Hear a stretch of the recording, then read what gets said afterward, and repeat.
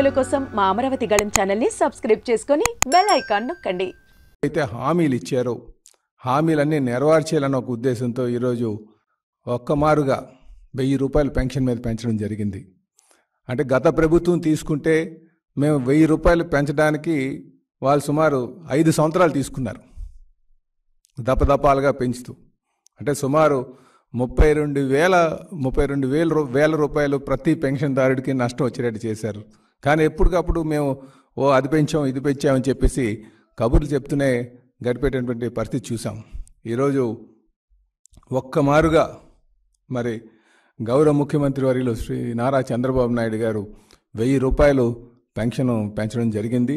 అంటే 3,000 నుంచి 4,000 చేయడం ఒక్కమారుగే. అది రేపటి నుంచి, అంటే రేపు 1 నుంచి మరి పెన్షన్ డిస్ట్రిబ్యూషన్ చేయడం జరుగుతుందని కూడా ఈ సందర్భంగా తెలియజేస్తున్నాను. దీనికి చంద్రబాబు నాయుడు గారు రేపు 6 గంటలకే ఎన్టీఆర్ భరోసాని నామకరణం చేసి మరి 6 గంటలకే అక్కడ పెనుమాక విలేజ్లో తుళ్ళూరు మండలంలో వారు పెన్షన్ ఇవ్వడం జరుగుతుందని కూడా ఈ సందర్భంగా మీ ద్వారా ప్రధానికానికి తెలియజేస్తున్నాం సోదరులారా. అలాగే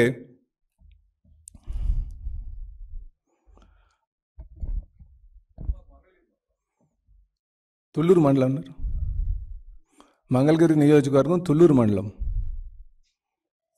కదా, క్షమించాలి.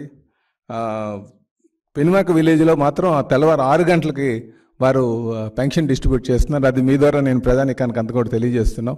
అలాగే ప్రతి ఒక్కరికి కూడా అటు మంత్రులు కావచ్చు, ఎమ్మెల్యేస్ కావచ్చు, వాళ్ళ నియోజకవర్గాల్లో కూడా 6 గంటలకే పెన్షన్స్ డిస్ట్రిబ్యూట్ చేయడం కూడా చేయాలని చెప్పేసి అందరికీ కూడా తెలియజేయడం జరిగిందని చెప్పి ఈ సందర్భంగా తెలియజేస్తున్నాం.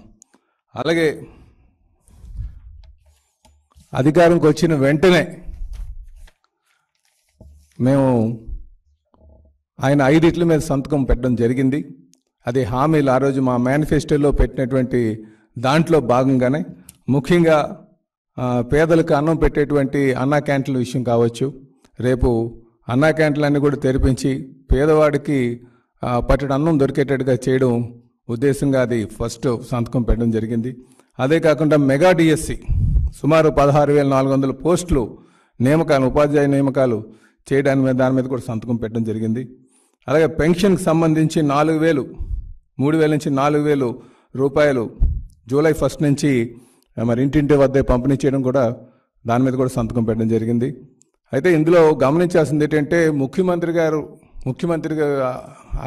అంటే మా ఎలక్షన్కి ముందే చంద్రబాబు నాయుడు గారు ఒక మాట చెప్పారు, మాకు ఏదైతే ఏరియర్స్ ఉందో ఆ ఏరియర్స్ని కూడా కలిపి పంచుతామని చెప్పేసి. అంటే ఏప్రిల్ 1 నుంచే మేము అధికారంకి వచ్చిన తర్వాత ఆ 3 నెలలకు కూడా ఏరియర్స్ 3,000 అంటే 1,000 రూపాయలు చెప్పిన మరి వృద్ధులకు పంచడానికి వారు నిర్ణయం తీసుకున్నారు. కనుక ఈ జూలై 1కి ఆ 4,000 అంటే 3,000 ప్లస్ ఇంకొక 4,000 కలిపి ఇవ్వడం జరుగుతుంది. అంటే సుమారు 7,000.